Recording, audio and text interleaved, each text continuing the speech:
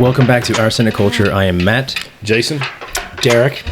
And we are going to revisit the first beer fest for Xul Brewing out of Knoxville, Tennessee. Let's go. Today we got our good buddy Derek DeFranco on. How are you doing, man? I'm doing well. Got a hole in one today. Yeah, Derek just got back from a golfing tournament, so crazy. He hasn't drank at all yet. No. This is going to be his I just first. had to buy everyone else in the entire country club around. Yeah, exactly right. But Derek heads up a great local brewery called Mirror Twin Brewing, and you guys have been around for a while. Tell us a little bit about that. So we started 6 years ago. We started very small. We were on a 3-barrel system, and we just grew like way faster than I ever expected. Yeah. So now we've actually expanded into a warehouse across the street from us. Yeah. And we're on a 15-barrel system. So when we first started, we could produce 30 barrels of beer total at any given time. Now we can produce 360 barrels of beer. Freaking amazing. Yeah. You guys are scaling pretty fast. Are you allowed? Go ahead. When you went into the other side there too, I mean, I remember when you first opened it up, wasn't packed all the time. You could go down there, and my wife and I would go and get some pizza and get some beer, and usually get a seat. Hell, we went through the night, not a prayer to get in there. I'm like, damn it, I can't get a table. I was like, good job. I mean, hell, you're selling like that. So and hey, just call me and I'll reserve you. I got you. Yeah, like I know the owner. But yeah, you all got 2 buildings now, right next to your 2 primary buildings, and then you have like the storage warehouse on the other side. You've moved all your brewing equipment over there because you're growing. And are you allowed to talk about like the big news coming up, maybe by the end of this year? So one of my brewers he loved making mead as a home brewer. Yeah.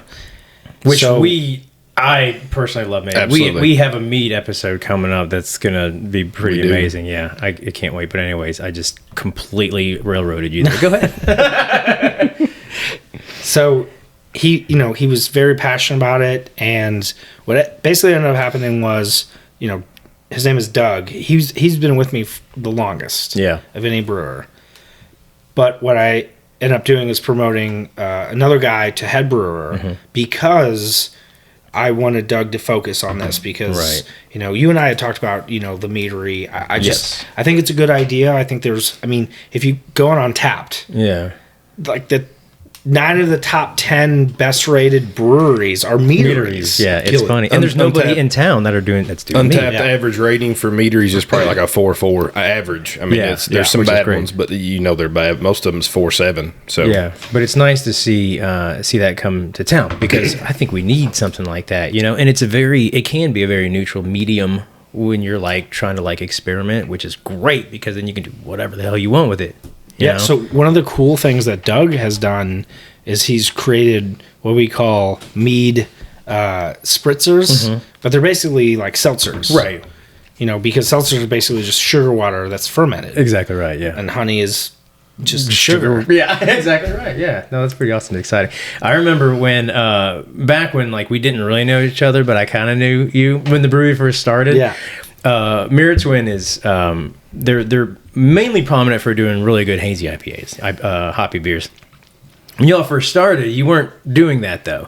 You were doing what were you doing? More like you weren't doing lagers, but you were doing like brown ales and stuff. Just a bit of everything. Right? The White Girl Wasted was probably one of the first ones. Girl Wasted. And then we had a little group back in the day called the Coalition of Craft Beer Lovers of Kentucky, or Cock Block, as Bring it back. Bring it back. Yeah. And I remember the first year you were open, we did like an awards thing for like the best breweries, and Mirror Twin got like the most improved. Do you remember that? Yeah. Yep. And you're like, okay, wait a minute, improve from what? Like, you're like, what the hell have we been doing wrong? But you actually you made some decent beers in the beginning, but then you transitioned into doing the hazy, which has obviously been a fan favorite at any brewery, and you really just embraced that, and I feel like that just kind of helped push you guys up. 100%. So the reason that we got so good at hazies was because it became like my white whale. Right. Because our first batch that we ever brewed was called Hazy But Lazy. Yeah. And then the second batch, we just kept on with that name. Yeah. And then it just fell short Yeah. of the first one. Okay. So to me, it was like, I have to figure out Just keep how going, to keep make pushing. this beer. Yeah. But also, we had done a collaboration with Mile Wide, Out of Louisville. and they're like, the trick is, don't name the hazy beer the same every time, and then no one can bitch about how. Exactly right. It's a brand new last beer batch was. each time, That's even a though good it's trick. just That's a good barely trick. off. Yeah. So I took that to heart, and Yeah. I think we've done over 200 hazy beer names. Yeah. And that's probably on par for most breweries that do hazy beers, and they're off by like one hop varietal. Or, you know? I feel like you were probably one of the first ones to embrace it. You all in Ethereal. I don't think anybody else really embraced that until later on. I know West 6 was a lot later, and Country Boy even was a lot later for that. So, and that was when it was you couldn't get stuff here. Yeah. You know, now since COVID, we can get like other half shipped and stuff, but still. For local options, it's one right there at the top. Yeah, and I think a lot of people back then thought the hazy beer was going to be another fad. It's going to be Correct. like it's going to be Yeah, that's gone. what I kept hearing. Yeah, because Ethereal, when we did the cock block, I actually talked them into doing a hazy beer, and they named it Fantastic because Yep. Bishop over there was just like, "This won't be around." I was like, "Well, name whatever you want." He's like, "Well, it's a fad." So, and I was like, "Okay," but I mean, that's one of my favorite beers from them. And now you honestly. look at it, the rarity is to have a traditional, a West Coast. You know what I mean? Right. Or Yeah, just, yeah. It's like full swing. It's like, ooh, what's this rare thing now? Yeah, so exactly right. So welcome, good to have you here, man. Thanks for coming. We want to have another guy in here. We can kind of ping off of talking about Beer Fest. You guys haven't done a Beer Fest, have you? Not per se. I mean, I know there's the block parties and We stuff do- around there. like a Hazapalooza. IPA, yeah. Yeah, and then this year we did the Slush Fest, which was like centered around slushy IPA, or I'm sorry, slushy sours, and then also we have slushy machines that Right. we would do, like very Yeah. crazy. very popular with the ladies. Yeah. I call them the ATM machines. Right, that's exactly right. Yeah. So not to put you on the spot with this one, and I'll give you my answer too. But what's your thoughts on like these 450 North, the sours like that? You know, the fruity ones. Like, do you think that's a fad? Do you think that's going to be like a standard thing? Because when we went to this beer fest, I would say 60% of the beers we saw there were that. I was Right. kind of surprised. So, what's your thoughts on that one? I think it's going to stick around. Okay. Just like hazy IPAs. Yeah. They will wax and wane in popularity. I mean, when we first started making hazy IPAs, like we couldn't keep them on the shelves fast enough. And now we've noticed a little bit of a slowdown in that. Yeah. Because, and honestly, what we've started seeing is a little bit of, going back to like very like crystal clear. Right. Yep. Yeah. Yep. What we call, crispy boys. Yeah. Yeah. Like Pilsners or Very- something like that. yeah, It's right here. There yeah. you go. Exactly right.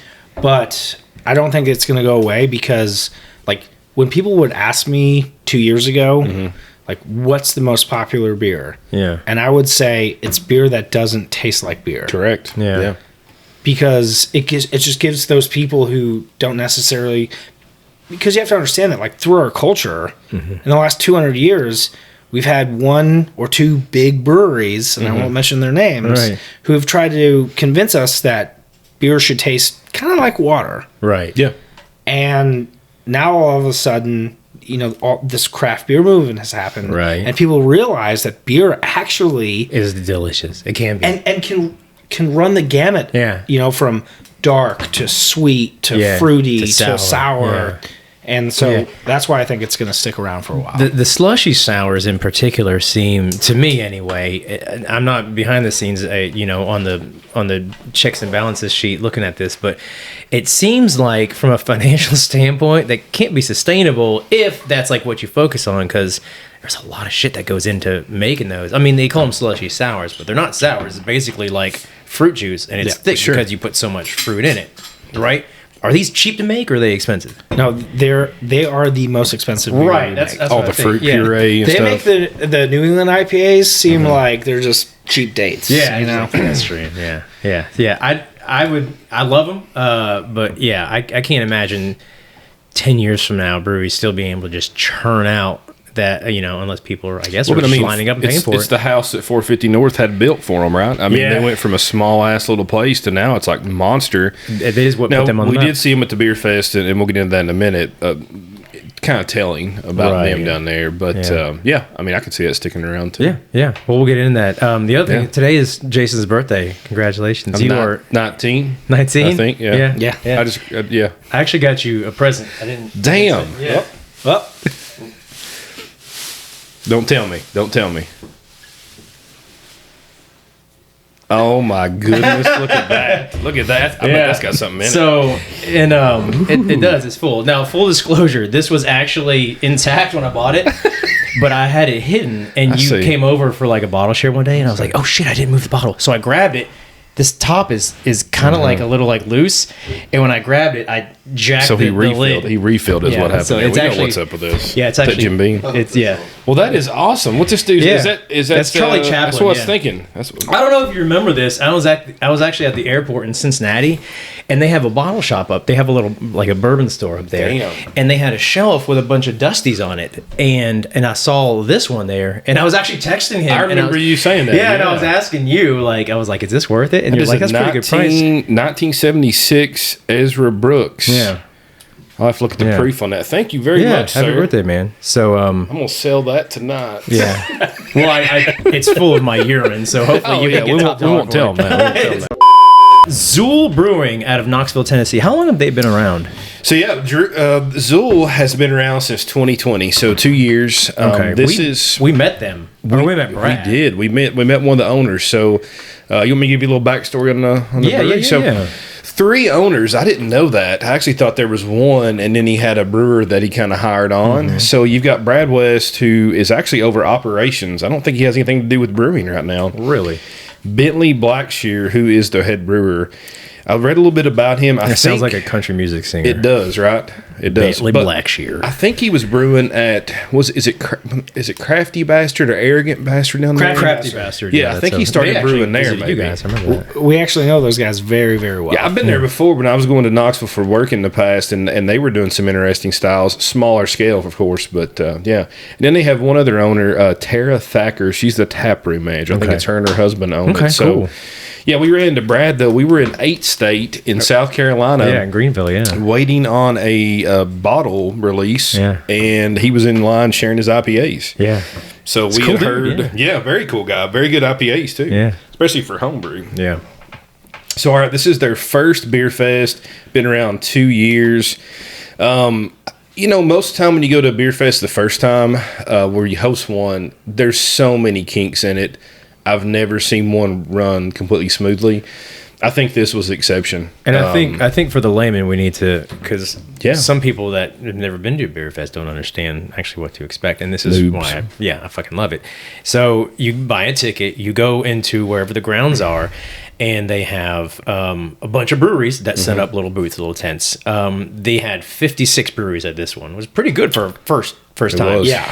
And sometimes you get tickets. Usually they just don't give a shit, and then you get a glass. Well, that's the secret, right? They'll tell you in the ticket you buy. Say, how will you get 12 drink tickets? Yeah. Don't worry about that. I don't care. You'll be fine. But then you just go in and you get a tiny little sample glass, and you just drink whatever you want.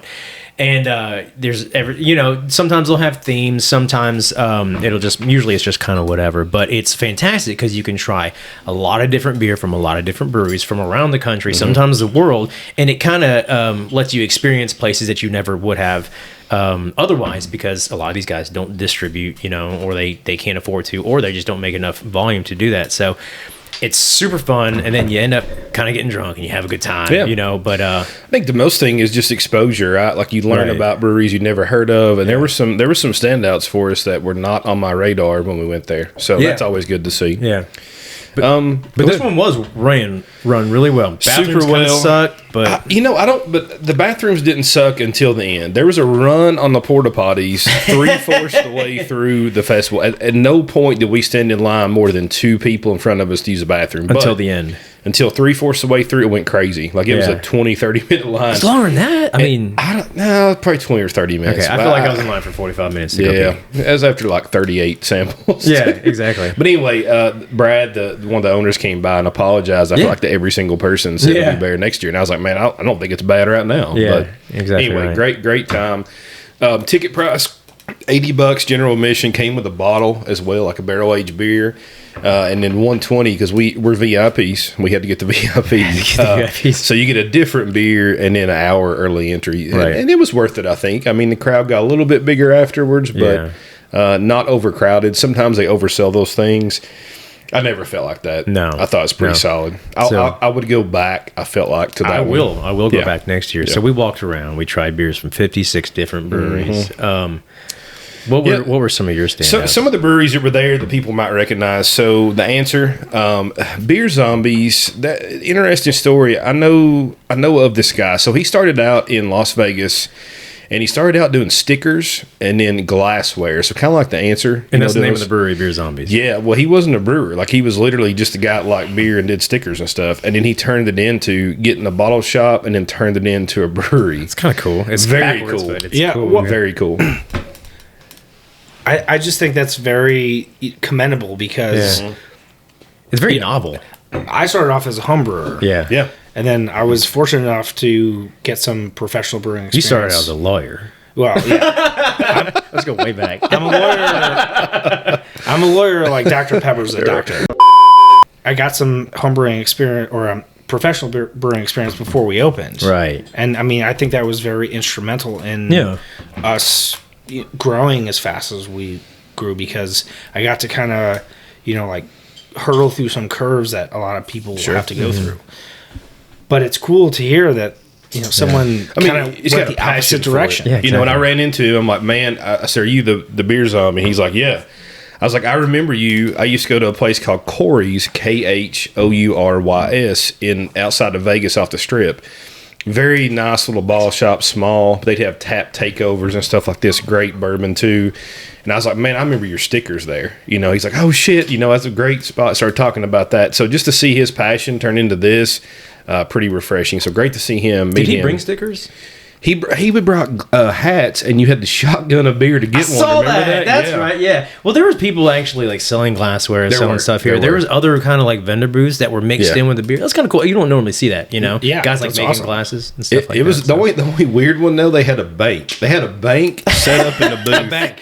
And like nobody ever went to her. So I'm like, at the end of the festival, we need another bag. I'm like, do you mind if I get a bag? She's like, take them all. She was like, please. You can tell. I was like, I do not want to pack this shit up. Take whatever you want. You can tell she was miserable. There's a lot of pens in here. Yeah. Oh yeah. She's like, whatever. A lot of little like notepads. Yeah. She's like, I fucking hate name of the bank. Yeah. So other breweries there, RAR, R-A-R, people's heard of them. Pontoon, I'd heard of them, but never had them. We'll talk about them in a minute. Yeah. 450 North, Drecker, Moore out of Chicago, Tripping Animals.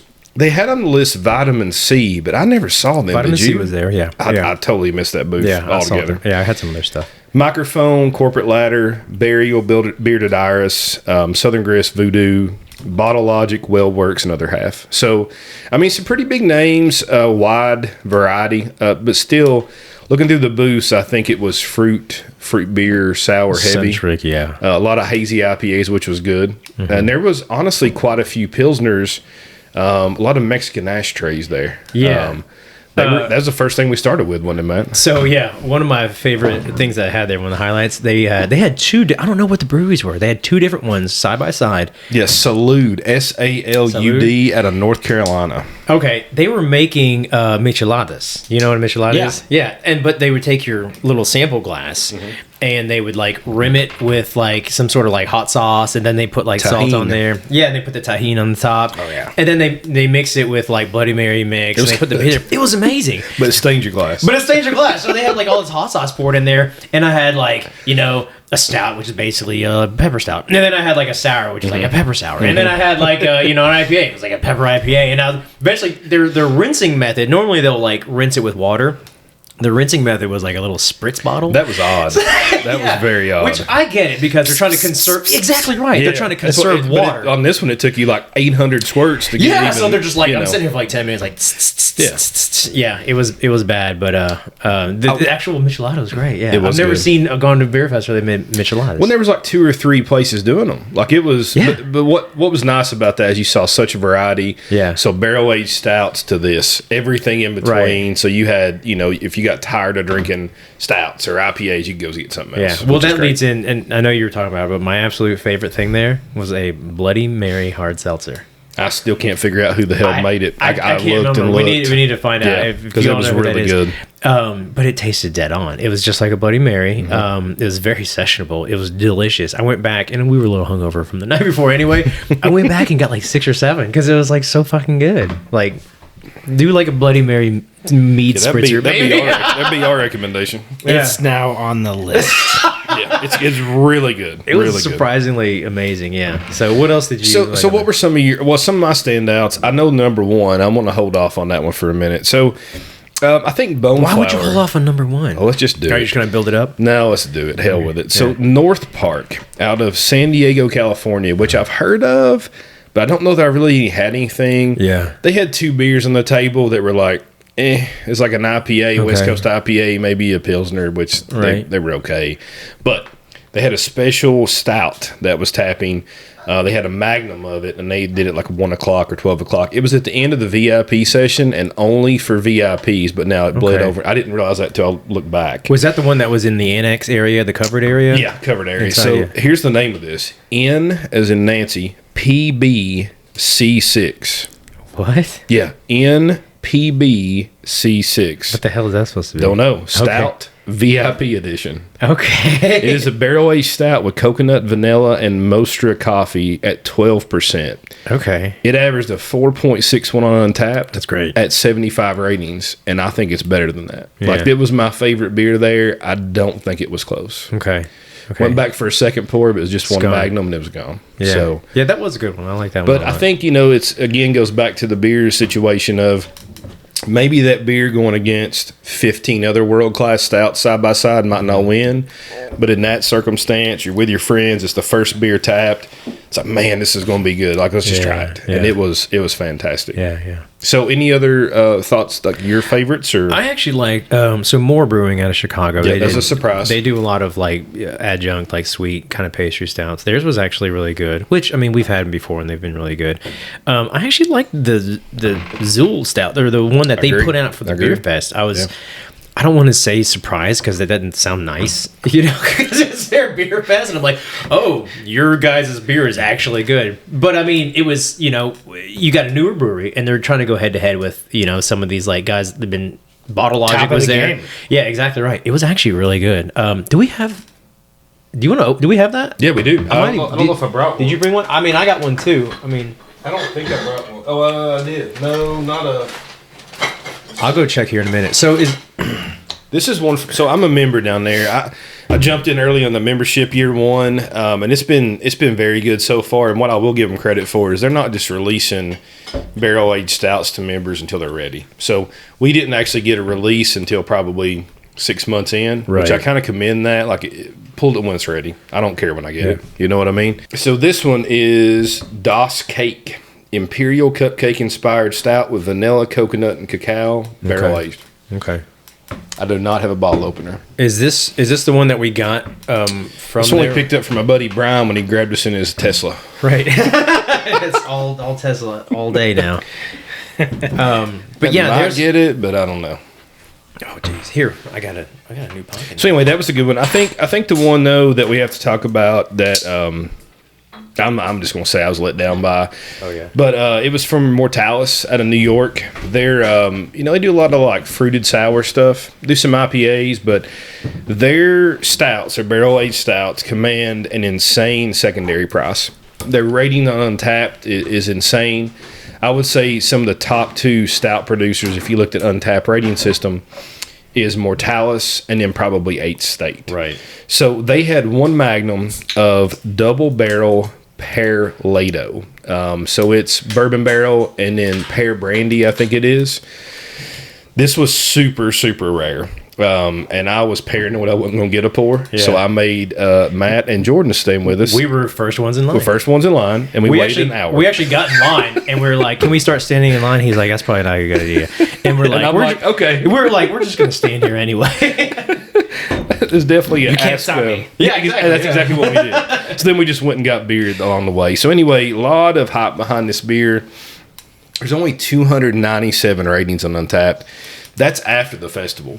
So it's averaging a 4.78. Look at that. I might give it 4 1/4. Really? Like, I mean, you had it. You had the double barrel. What'd you think of it? I remember it was good. It was good. So I hadn't heard of it, but you were kind of hyping it up Yeah, because well, it's of not me. based on like its rapport. Yeah. And like I don't get it. It's decent, but yeah, it's definitely not worth what people are saying. So back to the pontoon. I mean, that was a surprise for me. Again, the guy came in late. And I forgot to run the list. I mean, there didn't stand out to me, but he was so apologetic. Like, I had this happen. I'm like, it's okay, man. Like, you don't have to apologize to me. Yeah.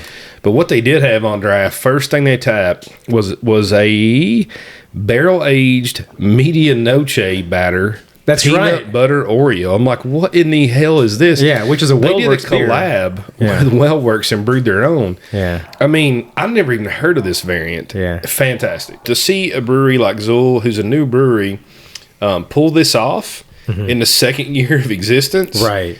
I mean, it's pretty seamless. Yeah. Like, again, bathroom issue, 3/4 the way through, shit. Who cares? Whatever. Other standouts for me. Any other ones for you? I'm hung up on that Bloody Mary seltzer. Exactly. Before we get to that, I meant to say something about Moore.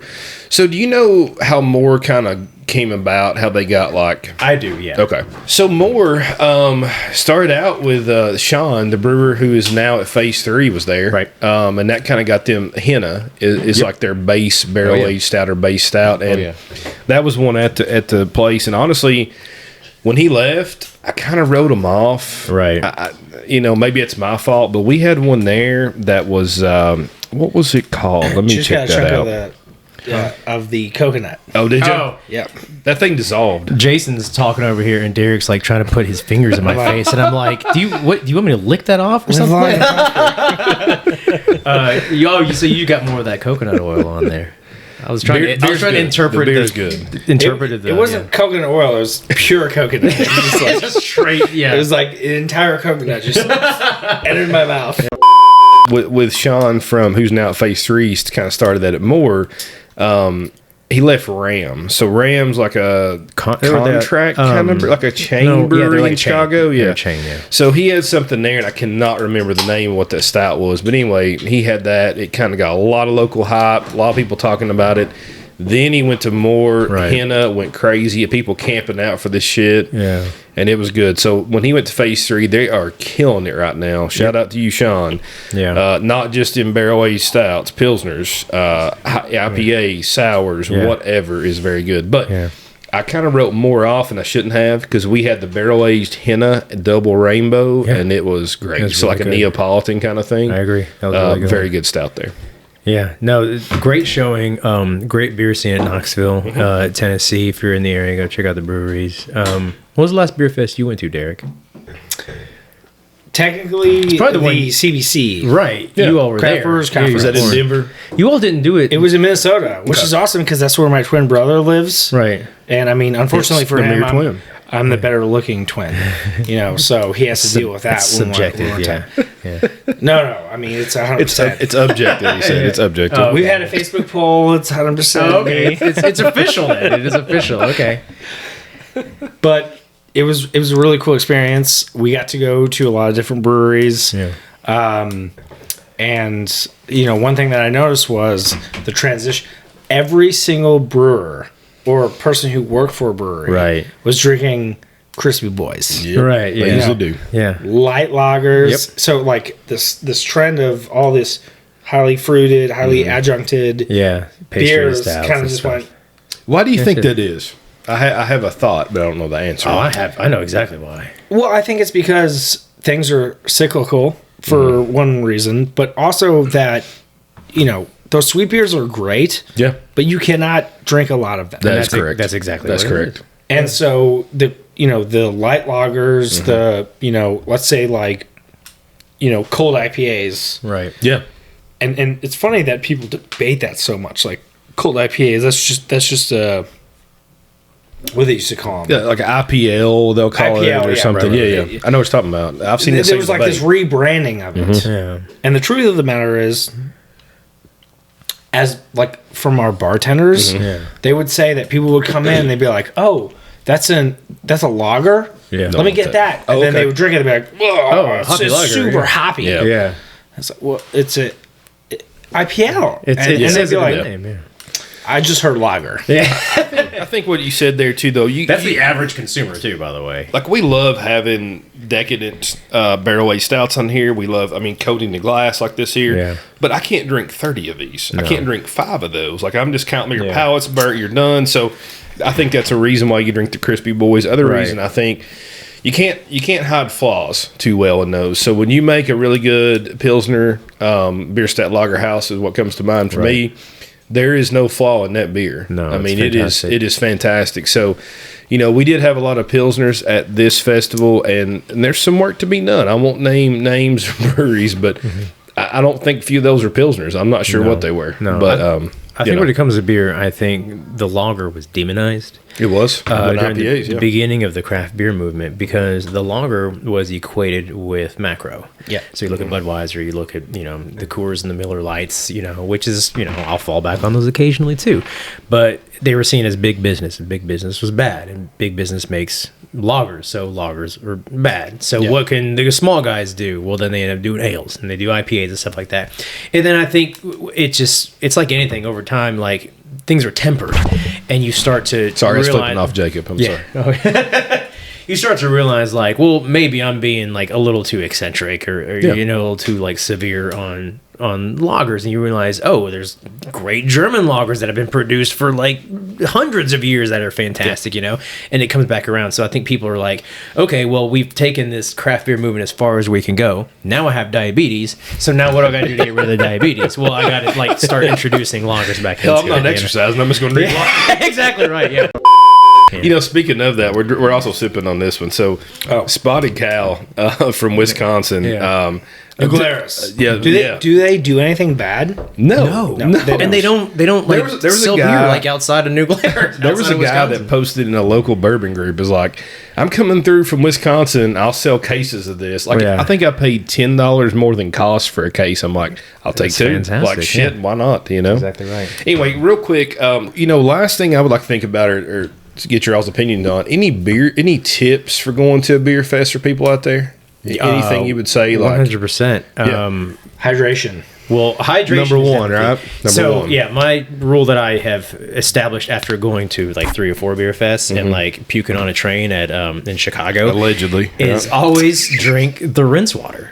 They give you the little sample glasses. They rinse them out, and most people not the bucket of rinse water. not that but- rinse. No, not the throw out shit. But like, yeah, they'll rinse your glass out. Drink the rinse water. I mean, it's getting water in your system. You know what I mean? But don't pregame. Yeah. Don't pregame. Don't pregame. That's a recipe for disaster. Yeah. 100%. 100%. Yeah. Any tips you would have, Derek? Anything other than that one? I would say start with low ABV and work your way up to Okay. high ABV. Really? Because, the low ABV, first off, one, you're going to get more nuance, or you're going to be able to have more of a healthy palate Right. for the low ABV stuff. And by the time you get to the high ABV stuff, you're drunk enough that you're just don't care. Yeah, that's exactly right. Yeah. But also, like, it kind of helps you, in essence, pace yourself. Exactly right. Yeah. I think my tip would be short pour. Oh yeah. You get the VIP glass. Oh, you get bigger pours. I don't want bigger pours. I want the glass is cool and I get an hour early.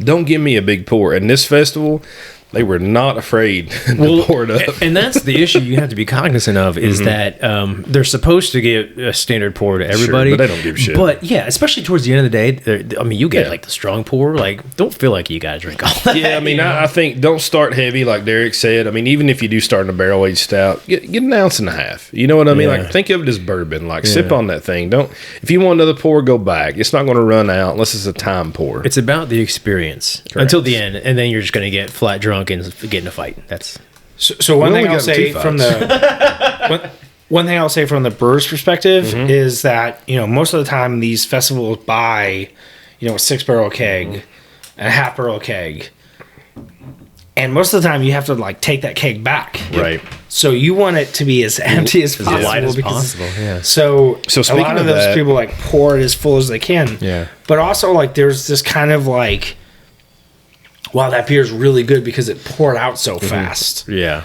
And so a lot of times brewers if a lot of these events we get to go to, be like, pour a full glass. Yeah, exactly right. Because we'll go through it faster. It is extremely hard to go through a 6-barrel keg, even if there's 1,000 people. Yep. When you have to pour it 5 ounces at a time. Exactly right. I think there's also some clout to mine kick first. Seriously, like if you're a big stout, bring it, and you're like, mine ran out first. Can't you also go and drink after that too? You can. Like, oh, my beer's empty, so I'm just gonna walk around and drink. You can. Yeah. Okay. I'm not saying this happened a couple times, But it did. but when we go to a beer festival, the only thing that I really care about is that people enjoy the product that we've brought to them. Yep. I don't care whether or not the brewery to the left or right of us kicks out first. I just want to know that everyone enjoys what we brought to them and what we've produced for them. So this idea that someone's just doing that, that's... Well, I'll tell you what was refreshing last year. Me and Matt went to Fobab, and Fobab is the Festival of Barrel-Aged Beers out of Chicago. In Chicago. They just actually, this weekend that's going on right now. We missed it. Yeah. Oh, well. Sorry. But anyway. We'll get next year. Phase 3 actually sponsored an area up there that had like a bunch of different beers on draft, and we got to meet Sean, the brewer, and just to tell him, man, shit, you making some good beer, and to see his reaction of like, I appreciate that, but we're trying to get this better. Yeah. To see that, and I'm not just calling him out there. I've seen other brewers like that too. And Derek, I know I've been in the tap room there, and you're like, what do you think of this one? Yeah. I've been many times, every time I've been drinking in there and you see me, you come over a table, what do you think of this one? And let me let you try this one. It's something I'm working on. So I appreciate that. And I think other people do too. Well, I mean, we care very much about the product that we're producing, and we want it to be the best it can possibly be. And so letting you try it, letting Matt try it on all these, either experimental stuff. I've never been a Mirror Twin. No, he's never been. But I mean, to me, that's like the light of my day. Yeah, man. To be able to share that stuff with people who truly appreciate it. For sure. But also, there's nothing better than watching people enjoy the product that you produced. Right.